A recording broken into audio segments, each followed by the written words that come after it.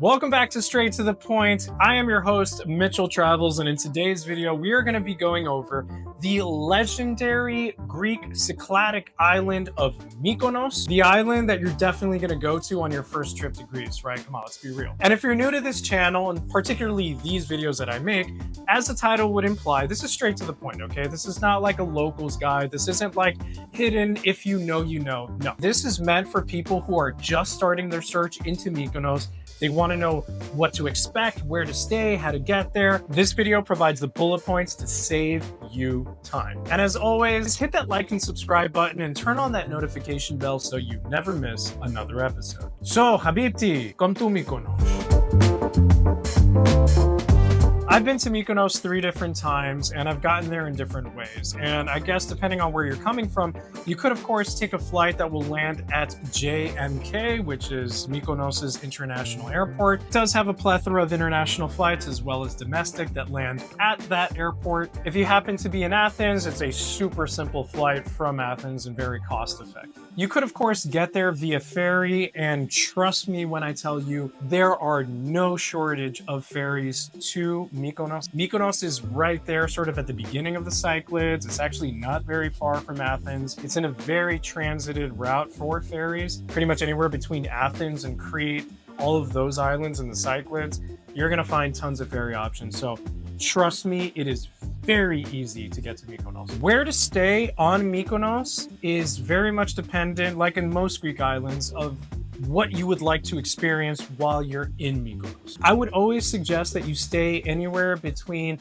Agios Stefanos and Sarou Beach, and basically anywhere on the western side of the island. That's where the action is, both day and night, and that's the important part, right? So you'll be able to catch stuff during the day, and you'll be able to see things at night as well. So you're not confined to either or. But if you're looking for more like a chill beach kind of getaway, vacation, whatever, something that's not crazy, far from the action, you can either stay on the north side of the island, like Panormos, which is very chill, or perhaps you can still stay in that nice little corridor, but like at Ornos Beach, which again will provide perhaps a little bit more chill of a time. Elia Beach is also a good option, but it's definitely a lot further away. But if that's what you're into and looking for, Elia's great. If you're young and you're looking for non-stop party, you can definitely stay at Super Paradise Beach, which Super Paradise Beach, the club, also has rooms like right above it, so you can stay there. You can stay at Paradise Beach as well, which is like the cove right over. And you can also stay at the cove right over from that one, which would be Platis Yalos. I feel like this goes without saying, but you definitely have to book well ahead of time if you want to get the best hotels for the best prices and pretty much anything, because Mykonos is slammed. So having been to Mykonos 3 different times, I stayed at 3 different spots. The first place I stayed was Super Paradise Beach back in like 2015, and I loved it. It was great, but it did have one big downside, which was at night, even though they do have their own parties and it's kind of cool, it wasn't the same because you are far from the action, you're far from the main town, and I was very much confined to staying right there at Super Paradise. And even with an ATV, Mykonos is kind of dangerous to drive at night, so I was pretty much stuck at Super Paradise. The second time around, I stayed like right smack in Mykonos town, and I stayed at the Hotel Philippi, which was actually pretty good. But it is small, it was cramped, it wasn't the best. It's just like location wise, like I had it all minus a beach and like a pool. So it was good for being in the action mostly. And the third time around, I stayed pretty much in Agios Stefanos, like right north of the port. I stayed at the uber super duper luxurious Rocabella Mykonos, and this hotel was beautiful, man. Like, it was extremely expensive, but that bohemian chic feel, the incredible pool, just like everything updated and new, and it was gorgeous. My personal opinion, of course, I'm gonna go with Rocabella if I ever go back to Mykonos. I most likely would not stay at Super Paradise Beach again, not because Super Paradise is bad, it's just because I didn't like being so far from the action at nighttime. Like, low-key, Mykonos is a little bit uncomfortably slammed. So if that's not your thing, if you don't want all of that chaos, don't go anytime after July. Okay, so the analogy I always have for people about Mykonos is that Mykonos is pretty much what Nikki Beach would be like if Nikki Beach were an entire island. And you can make of that whatever you would like. I love Nikki Beach, but man, I don't know if you want to be experiencing clubbing and partying and beach. Like, it is a lot to handle. Trust me. In a good way or in a bad way, that's up to you to decide. Mykonos is expensive. The most expensive island in Greece. For sure, definitely more expensive than Santorini, which is already pretty pricey. Expect to pay a premium on absolutely everything. From food to clothes to ATVs to rides, experiences, clubs. Like, you get a bottle at a club and it's like pretty much Miami prices, if not more, and that's a lot, trust me. Fun fact, Mykonos is known famously or infamously, however you want to put it, for having pretty much no taxes. I believe they literally have only 30 to 40 on the whole island. So what I'm getting at is that transportation in Mykonos is a goddamn fucking nightmare. So you need to get your own. Now, whether that's a car or an ATV of more than 200 cc's, get something. And more importantly, rent it very, very early on, okay? Book your ATV or your car well ahead of time, because otherwise you are gonna be miserable. Best way to see Mykonos is to see a lot of Mykonos, and you can't trust public transportation. Like, period, end of story. It's garbage. And taxis, I mean, that's a joke, come on. Imagine 30 taxis for an island that quadruples in population in peak season. Like, that's madhouse. Mykonos, like most aquatic islands, is dry and hilly. It has a lot of little winding roads, which can make it kind of dangerous. Please be careful when you're driving in those little Myconian streets. The main town, the Chora, it's actually beautiful. Like, it's stunning. It's actually very well laid out. It's very pretty. I feel like sometimes the Chora doesn't get enough credit, but it's top tier. And again, Mykonos is not just partying. Like, if you want to have a chill vacation, if you want to just enjoy the beaches, if you want to get incredible seafood and just take it all in, you can do that too. Like, it's not like other islands where you kind of have to party. You can step in, you can step out, but you don't have to do it at all, and you're still going to really, really enjoy the island. It's very multifaceted. Also, ladies, if you're into shopping, like what woman isn't into shopping, I would say hands down, easily, Mykonos is the best island in Greece for shopping, because not only do you have the local or like boutique vendors, right, selling you incredible stuff, very classy, good materials, you also have the who's who of ultra luxury retail in Mykonos, in the Chora. I mean, we're talking Fendi, Hermes, LV, Chanel, Dior, Gucci, Bulgari, everyone's there. Like, if you love to shop, if you got the budget,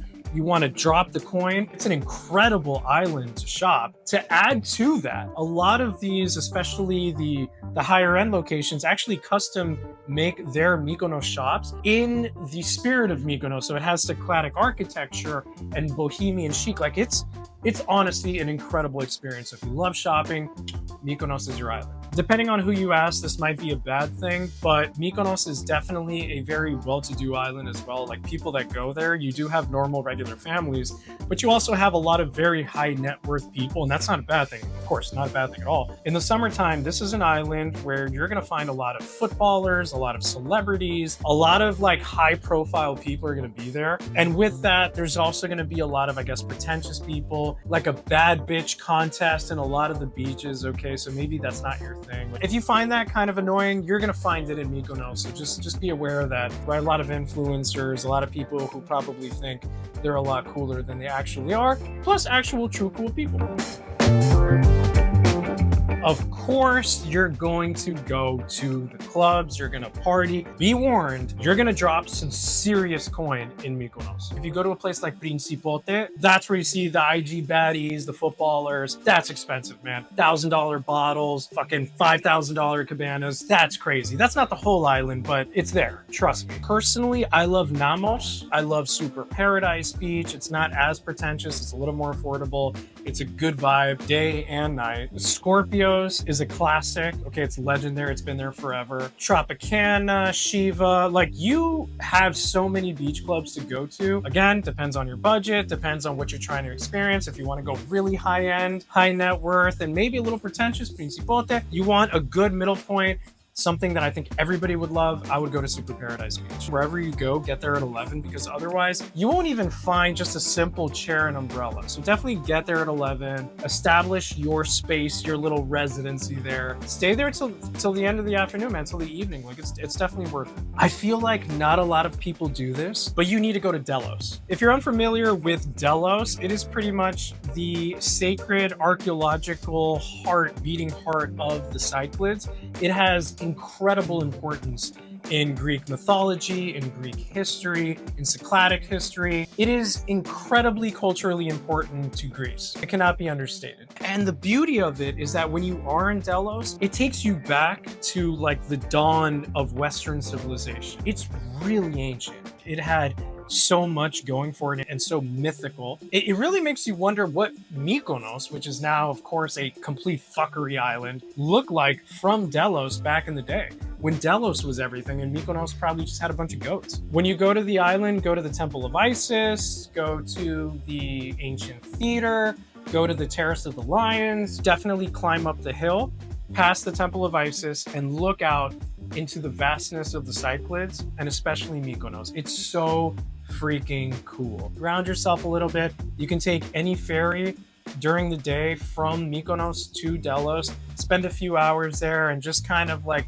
it's a good little cleanse from the fuckery in Mykonos. And as soon as you get back to Mykonos, continue your fuckery, but pay tribute to the sacred island, to the history of Greece by going to Delos. I think it's a must. I honestly think you need to stroll around Mykonos town, like the Chora, because it's great. You know, it's not just about Little Venice. You know, it's not just about the windmills, which are spectacular for the sunset. It's true. Go walk around the town. Like I said, do some shopping, eat at a nice little taverna. Like, it's definitely a really cool, chill vibe during the day. And at night, you could, of course, go hang out at Scandinavia Bar, because that is the go-to spot in Mykonos at night. And going back to what I said earlier in the video, the reason why you don't want to stay so far out, like in Super Paradise Beach, is because you do want to be somewhat close to the center of the action, which is Chora, because Chora is a place you can be doing something, seeing something, enjoying pretty much all day and all night. That should be, or at least close to it, should be your base camp. Again, at night, your options, you could go party at Super Paradise or another one of those like nighttime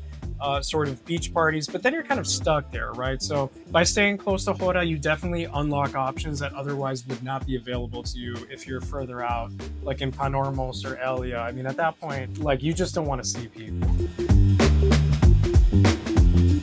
My final thoughts on Mykonos are that it is the most complete island in Greece. I do think pound for pound, Ios actually beats it, and I do prefer Zakynthos to Mykonos, but Mykonos provides a lot of different experiences in the same way that Zakynthos provides, but because it's so packed, you know, so many people, so much going on, which to some people they love, but to others it might not be great.